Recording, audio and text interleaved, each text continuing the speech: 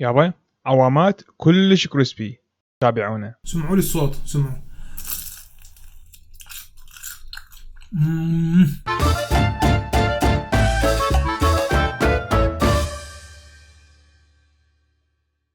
حتى نسوي الشيرة راح نجيب جدر وراح نخلي بيه 2 إلى 1، يعني شنو؟ كوبين شكر، كوب واحد مي، ونخليهم يغلون إلى أن تثخن عندنا شوية، نشيلها ونخليها إلى أن تبرد تماما.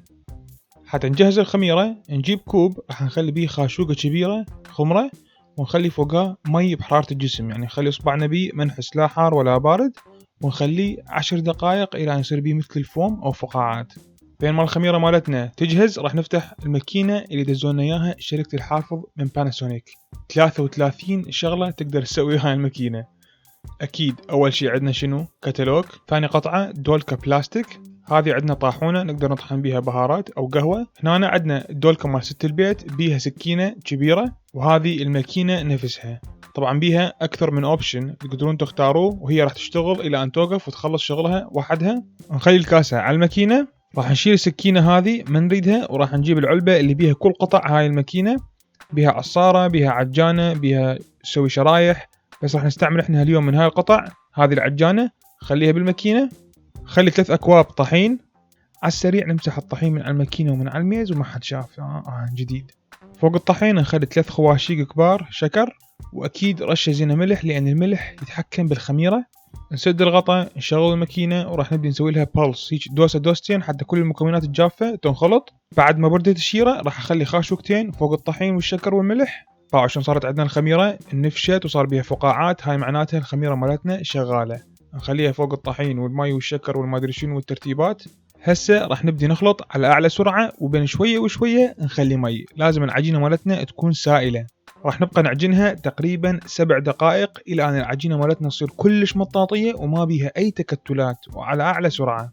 هسه نوقف الماكينة، نفتح الغطاء، نشيكها. باعوا شلونها؟ تشوفون عبالك لاستيك. هذا القوام اللي احنا ندور عليه، واكيد تقدرون تعجنوها بيدكم او بخاشوقة، بس شنو راح اسوي لكم شلل مؤقت باليد. هسه راح نصب العجينة صبا وراح انزل شوية اشوفكم وجهي ايش قد فرحان بهاي العجينة.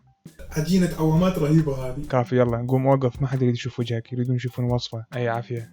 ننزلها كلياتها بالكاسة، نغطي الكاسة ونخليها تتخمر اقل شي ساعة، واذا خليناها بالثلاجة نقدر نخمرها ليلة كاملة.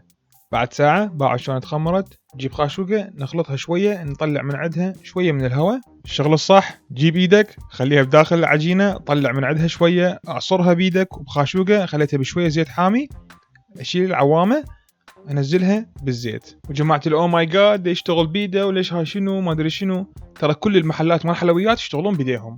عوامات لازم هيك حتى شكلها يطلع حلو ومرتب. سر العوامات المقرمشة شنو؟ اقليهم قليتين، راح اخليهم هسه شوي يلزمون نفسهم، بعدين اشيلهم اخليهم على كلينكس يبردون تماما. نرجع شو نسوي كل شيء ما نسوي. نرجع للوصفة مالتنا. المهم بعد ما نقلي كل العوامات، قلي رقم 1 خليهم صفحة يبردون كلش زين، وبعدين نرجع ننزلهم كلياتهم نزلة واحدة، نعلي النار ونبقى نحرك بيهم حتى كلهم يصيرون نفس اللون. بعد ما تحمروا وصار لونهم ذهبي راح نشيلهم ونخليهم على ورق مال كلينكس. اكو ناس يحبون يشيلوهم مباشرة هم وحارين، يخلوهم بالقطر او الشيرة. بما انه ما احب انه هواية شيرة، فراح اجيب كاسة اخلي بيها العوامات. شوفون شلون كريسبي. راح اخلي فوقهم شوية شيرة مو هواية،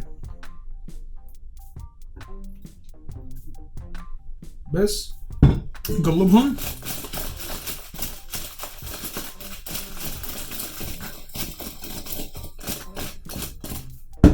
بعد بيتي كله بالملقط يشتغل، مو قبل شوية كان العجين بيدك وتسوينا عوامات. يابا هسه راح نقعد ناكل ونغوركم، يعني عوامات اللي على الجبل.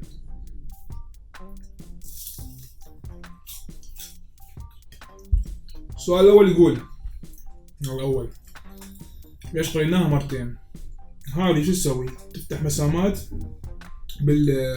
بالوجه مال العوامات ويصير عندنا كلش كريسبي، وهمين اللون كلياته يصير عندنا متناسق.